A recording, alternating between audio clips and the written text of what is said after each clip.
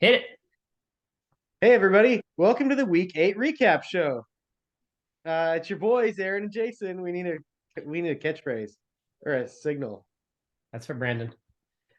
Yeah. Uh, Hey, Aaron and I have been talking, and we spent some time together this week, and we have come up with something for the whole league. It's a Trade-a-Palooza luncheon happening on November 15th, Tuesday at noon. SoonerNation Trade-a-Palooza going to get together at the Cajun Corner on Northwest Expressway in Council. Hope everybody can make it, and we're going to have some trades go down because it's been a Trade-a-Palooza season for the last couple of weeks. Even though you said last week, it just seems like there's more trades, and this is right before the trade deadline. Tons of yeah. trades in the NFL this week. Yeah. I wondered about that. With the NFL trades, do you think it's just all these GMs now have grown up playing fantasy football? So I, for them, it's just like, yeah, man, throw it. not F them just the pick. not just the GMs, it's got to be the coaches. Like Mike Yeah. McDaniel, that guy's played fantasy football his whole life. He's like, Yeah. of course, Miami was involved in a bunch of trades. Yeah. It's so that it's their mindset. Yeah, exactly. All right, so let's look backwards. Chris Okay. defeats Chad 87-72. Uh, CeeDee Lamb found the end zone. Feels good to win despite Josh Jacobs' worst game of the season. Yeah. Previous three games, he had 440 yards and 6 touchdowns. That's a tough pace to keep up. Yeah, for sure. I mean, Yeah, and Chad getting one touchdown from QB all the way down to his defense was a rough week. I felt for him. yeah. yeah. If Devontae Adams, Cortland Sutton, and Mark Andrews are going to combine for less than 5 points, you're in trouble. Yeah, you're not gonna win. That's bad. I Yeah. don't I don't trust any of Chad's running backs. Like he needs those ceiling games from his wide receivers. And this week, just outside of Jefferson, he just got toilet games. Yeah. It was We'll a it see was a if mess. Jeff Wilson in Miami, speaking of trades, we'll see if he can Yeah, come through in Miami. We'll see. Never know. yeah. Uh, this other game, real snoozer. Shane defeats Aaron. Cobras go down 104-85. Although once again, the Cobras kind of hold their opponent under the season average. We do that. We kind of just constrict. Should be the Boas. It just wasn't enough. When you're built so heavily around one team as the Cobras and the Bengals are together, boy, when your team stinks, boy, it's really hard to win. Yeah, I don't know why the Bengals rose to the occasion against the Karate Kid and just could not do anything last night against the Browns. I don't know if you're out trick or treating or not, but that game was a stinker. They couldn't do anything Yeah, without Chase. yeah. I had it on the earbud while I was trick or treating, and I just could not like every drive. It's like what? Where? And the Browns defense has been terrible this year, or at least the last few weeks they've been terrible They have been terrible. since Miles Garrett's car crash. But boy, I guess he's okay. I thought that you were going to smoke Shane after he only finished at 104. But I was shocked that Shane finished at 104 with Josh Allen and then 3 touchdowns from AJ Brown and the boom Yeah, boom. The yeah. penalty that he got was awesome. I loved it. I loved the penalty he got. He's a great player. That was the best game of his career by 5 points, Wow. fantasy wise. Yeah, A good so stat. always great to have that against you. Yeah. The look, the Cobras are middle tier, but if the Bengals get hot weeks 15 through 17, we can be champs. Like I've lost in the playoffs to inferior teams many times. I'd like to be one of those inferior teams this year that beats the better teams. And That's what we're going for. the question will be, will our friend Shane ever lose? That's going to be the Yeah, question as we yeah. keep going. Not this week. Uh, Jeff defeats Jeremy 100-78. The quarterbacks in this game made me feel like the commercials for that new George Lopez show.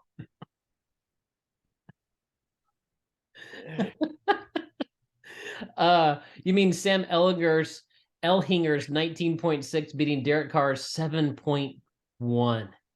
Yeah, 7.1. I believe yeah. he traded for Derek Carr this week with great hmm anticipation and hope. Yeah, this was a strategic start.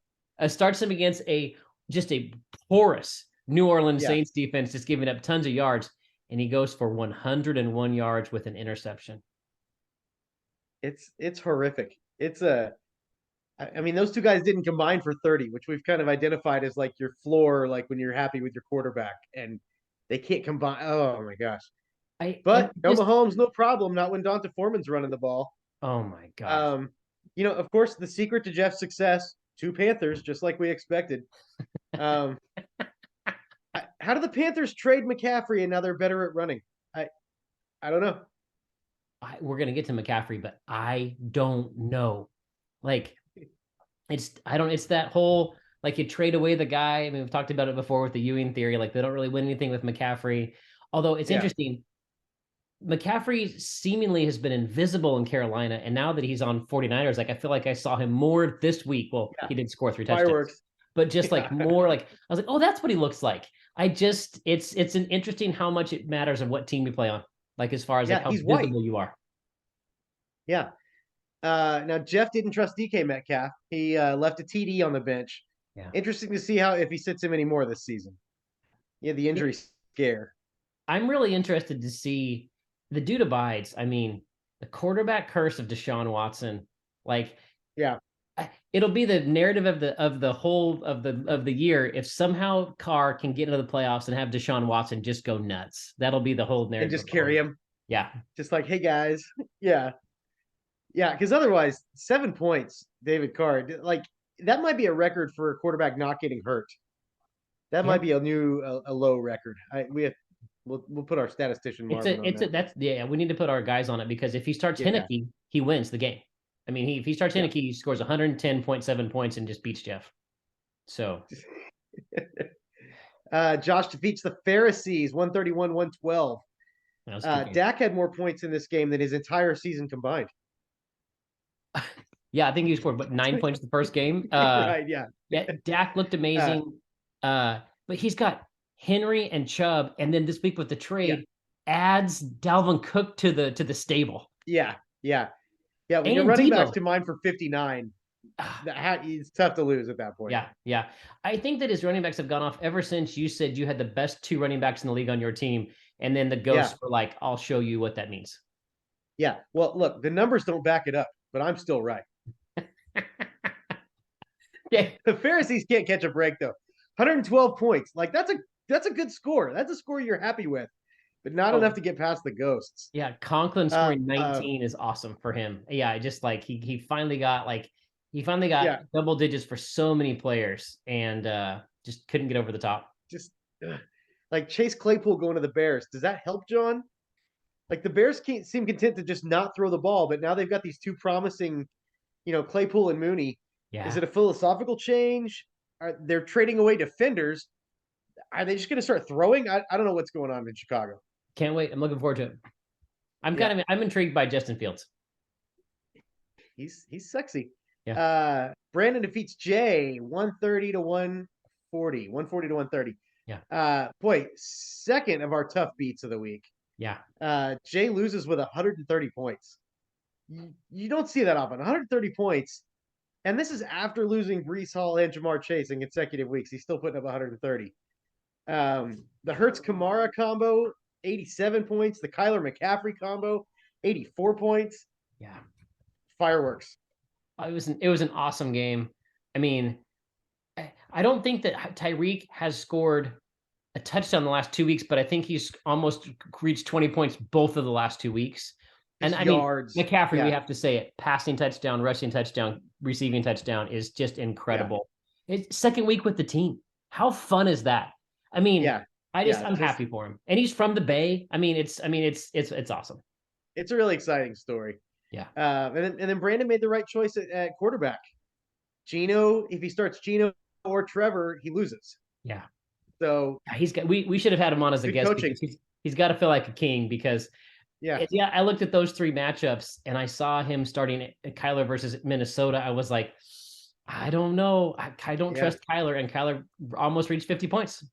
Yeah, he did it. Yeah. One more game to talk about. The Hellhounds defeated your Karate Kids. This was the highest scoring game of the week, and this was also our worst bad beat of the week. 136 points. Third highest score out of the entire league, and it's just not enough. Man, I tell you what, I'm really proud of my guys, and I thought that I had a shot with the high-scoring Bengals to maybe reach 9 points and get the tie. I was really hoping for the tie. I thought that would be really fun. Good storyline. But when Tua passed his second touchdown to Waddle, and those 2 players go for 80 points. It's just amazing. But I thought then Tony Pollard kept scoring touchdowns. And then Diggs scored a touchdown, and Walker scored a late touchdown. Cup scored a touchdown. Ertz scored a touchdown. Every single. I mean, it was a really, really fun game. I was disappointed to lose, but proud of my guys. We played well. It was a good game. Yeah, Detroit's the worst defense in the league. So this is what we see with Tua and Waddle like meshing. Yeah. And then Etienne looks like a star. Yeah. But you put up all these points without Justin Herbert even.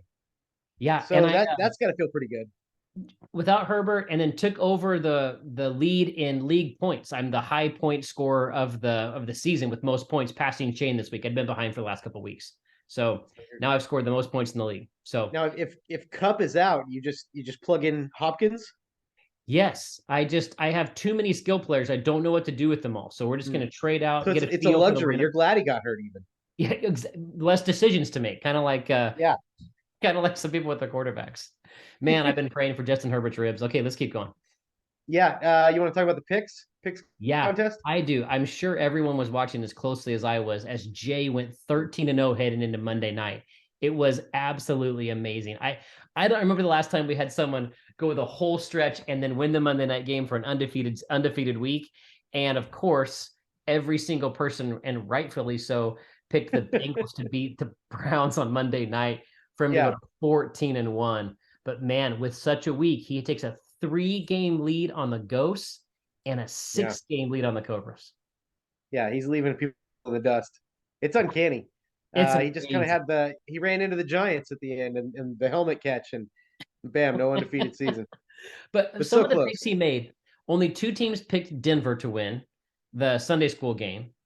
Only 3 teams picked New England to win the New England Jets game, and he got them both. It was just, I don't know, it was really incredible. I was really impressed.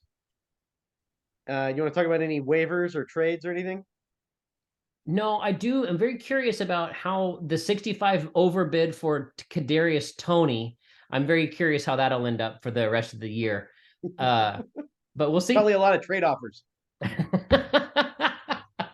He bought himself somebody else to try to trade. I love it. That's great. Yeah. But other than that, I think we're going next week. Yeah. Now when I was typing up my notes, Chris was a 7-point dog to Shane. Okay, now it looks like that Shane's favored by 2.5. I'm okay with just picking winners from here on out. I don't know. I'm getting less and less confident in this RT Sports algorithms because, again, there's times when a team is favored by points with a less percentage chance to win the game, which seems wrong. Yeah, it is. It's some Brad math back there. I don't know how it all works. No one can be sure. Yeah. Look, so Lahan ended his 3-game losing streak versus the Rompers. Can he end another streak? Shane's 8-game undefeated winning streak. Survey says, but I think he makes a good game of it. I like Chris to cover. When I thought it was 7, I thought he would cover. Well, right now, the Russell Sweat Sox are favored by 2.5, and the Sweat Sox have Barkley and the 49ers on their buys, and I actually think that RT Sports figuring that out. So I think Shane's going to be like a 25-point favorite by the time the line, unless of course Shane's too busy with basketball and going to choir concerts that he doesn't even know he has a team that's 8-0 and leaves him on the bye. That's a complete possibility. That would be exciting. I don't anticipate that. I think he's kind of locked in. He's excited about 8-0. The only disappointment with it, if he loses Saquon Barkley because he starts him on the bye, he has the most waiver bucks. He can just be able to pick him right back up.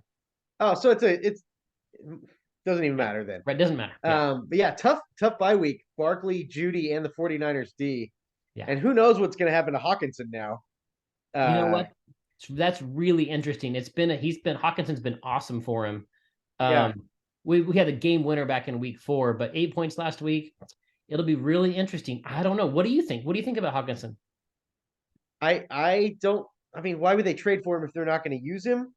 I guess they hate Irv Smith, but I don't know. Is Kirk Cousins the guy that's going to unlock Hawkinson on top of all these other guys that he's not quite getting the most out of? Up there. I think it hurts. Yeah. I think it hurts Shane, but I'm picking Shane in a landslide. My goodness, he's gonna be fine. And on his bench, he's got Michael Carter. I don't know. Yeah. I'm not. I'm not worried. I'm not worried about Shane. I won't be worried about Shane really until he loses. But even then, 8-0 is incredible. I think he goes to 9-0 pretty quickly, pretty easily. Yeah, and unless Chris gets that early October Josh Jacobs, I don't see how else Shane doesn't come out in 9-0. Yeah. Next game, Cobras -5.5 versus the Pharisees. Both teams coming off a loss, or in John's case, 5. But I'm only outscoring him by 3 points a game, so it's not like this is it's a breezy walk on the beach here. I have to hope Lamar Jackson just continues his take a dump on the field weekly campaign. He's playing the Saints this week, who somehow held Derek Carr to -10. Yeah. So I guess it's in play. But then Burrow's looking like he's fresh off the appendectomy again. So I don't know. Maybe they don't know how to play football without Jamar Chase. I don't know. I don't quite have the courage to start Garrett Wilson, but he's tempting if the Jets are going to start throwing it. Yeah. I don't know. I think I beat John. I think I'll beat him, but team confidence is a little low right now. But I mean, no one's going to drag me up, so I got to step into the light where I belong. Well, I'm gonna take John, but I'm gonna be so nervous because John's got that Monday Night Football Lamar Jackson game, and it's just I know I got to wait till another Monday night game again. you got to wait all the way to Monday night. You've got Jake Elliott going Thursday night, so you've got the Thursday, Friday, Saturday, Sunday, Monday. You've got the 5-day wait between games. It's the Ulcer Bowl. That's almost too much, man. But that makes that Monday night game very exciting. So I'm pretty pumped for that. I'm pretty pumped for that. Pretty pumped for It's Monday special. Rhinos -10 versus the Rompers. Mm-hmm. I like Jeff to win by about 14. I think he's going to take care of business. I need to see Chad's guys play like a complete game before I'm going to pick them over Mahomes and Eckler. And now Foreman, Carolina. I mean, Chubb ran all over Cincinnati. Yeah, the run defense is soft. Yeah, and then DK Metcalf's back in the starting lineup for Jeff already. He's already made that change. So, good. Yeah, I'll take Jeff too. I just don't think that. I think that Chad doesn't. He looks like he's having a pretty good team, but they're just not. Man, I just wish Devontae Adams. I know I don't have Aaron Rodgers on my team anymore, but man, I still have I don't know. I shouldn't like him. He's the most the most punchable face in the NFL. But I just think about Devontae, how much better they would be. Yeah, Devontae Adams. Yeah. Yeah, he punches reporters. What's the like? Nobody likes him. Nobody likes that guy. I don't know why. I guess he brought me a couple titles, and I love him. So it kind of always be in my heart. I like Dante Foreman. I'm not a big believer. But it's a great story showing you can come back from the Achilles. I'm wondering if McCole Hardman's 3 touchdowns is going to make Chad have to question putting him in that merry-go-round also. You know what? Mecole Hardman is one of those players who is just the most boomer bust. Like there's usually have a boomer bust team where it's just like he's going to score 32 or 4, and it's nothing in between. He's not going to have like a solid 12-point outing. I mean, he's going to have 3 touchdowns, or he's not going to touch the ball. So, sorry. Okay. Yeah. Jason -38 versus Josh. Yeah. Can that be right? Disgracefully disrespectful point spread. I know, especially with all the horses that Josh has and the Gallus. 38.5. Yeah, I don't know what's going on there. I know that he has a kicker he needs to pick up in free agency that gives him 9 more points. That still means I'd be a 29-point favorite. It does seem disrespectful. I don't know what RT's trying to do. I'm 4-4 with the most points scored in the league. I feel like I need to get a win. The Ghosts are 5-3. I don't know if after week 9 I have a losing record, I'm going to be pretty discouraged with how many points I've scored. So, but Josh team has me scared. I'm picking 4 in a row. I'm picking my team to win, but I mean, Amon-Ra St. Brown is probably the player that I'm most nervous about. Even though his running backs are going to score points, we know that. But like, if Amon-Ra St. Brown scores 2 touchdowns, I'm like, is it going to happen again? Am I going to lose again? We'll see. What about the starting 2 tight ends? Does he still have 2 tight ends in there? He does. He has Everett and Goddard. Yeah. We don't see that very often. No, you don't. In fact, I don't know how many times. How many times have we ever seen it? Yeah, there's not much precedent. I can't recall. Gosh. Yeah. Well, of course, another team trades for an elite player, a blue chipper right before they play me. It's happened time and again. We'll see what happens. Yeah. I'm terrified. I think I'm going to pick myself to win, but I wouldn't be surprised if I lost. Who are you Yeah, taking? me either. Oh, I think you win. I think you win, but I don't think you're going to cover 38 and a half. Okay, that's pretty Not smart. giving you Yeah, that. that's pretty smart. Yeah. Jay minus 23 and a half versus Jeremy Carr. It's 3-5 versus 2-6, but it feels like one of these teams has a lot more fight in it. It's hard to figure a point spread with all these question marks in the lineups, or even figure out who they're going to start. Yeah, we got it. I wish that Jeremy Carr would but you know what, when you've got Benji to watch, why would you care about your own fantasy team when you are Oh, no, he's 3 got and 5? that. He's dominating up there. Yeah, I love all the videos. I think it's really fun. I mean, you've got Carr continues to make a bunch of trades. I'm not sure what he's doing. I don't know. He's waiting for Deshaun to come back, but Jay at 2-6, I still look at his team and I think one of the best teams in the league. So I'm taking Jay. Yeah. Yeah. I just look at it like, give me Jalen Hurts on a short week against the worst team in the league. Like that's the difference maker, I think. For real. And Carr's got a couple of his best guys are on bye week, Kittle, Amari Cooper, and then he traded away his best player, Dalvin Cook. I know. So to get his first I round don't think he's got what it takes to beat the old 2-6 Vipers. No, I would be really happy if Keenan Allen turned out to have a great second half of the season. Let's go, Keenan. I need you. Yeah, I need you. You're counting on that. Yeah. Looks like we got one more to look at. Hellhounds -5 versus Brandon. Let me make sure I'm recording. Did it say it was recording? Did I miss something? Did it say it was? Oh, it is recording. I got real nervous. Yeah, it's recording. Don't do that again. Oh, I was so nervous. Okay, I'm back. I'm fully in. Okay, so who are we looking at here? We got the Rolkin Tolkien. He's leading his division 5-3. He's playing against the Hellhounds. They're 3-5, but really coming on. Shake and bake. They won their last game against the Daniel Sons, and they've been over 100 the last 2 weeks. Brandon's coming off a win over the Vipers. He's been over 100 3 weeks in a row. So these teams are both kind of trending up. Yeah. Let's see who gets the stumbling block here. Well, you've got the fun Tua and Waddle versus Tyreek on the other side. That's a really fun wrinkle for sure. Yeah, that's big. And I don't know, does Brandon start Kyler or Geno? They're playing one another. So who do you want? Yeah. Do you want Kyler or do you want Geno? It's a great Brandon every week. I still think it'd be a fun feature to have go give me a minute on who you are going to choose to start. And I would love to see him and why. Yeah, exactly. Yeah, who are you going to start and why? So how many times you change your mind every week? Yeah, for exactly. Mendenhall's lucky here with McCaffrey on the bye week. 3 scores last week. That was crazy. So cool. Mendenhall's just missing Freiermuth. Otherwise, he's full power. I don't know who he's going to do at running back. He's going to sit DeAndre Swift. I guess. Can you? I don't know. How can you? But you have to sit somebody. Yeah.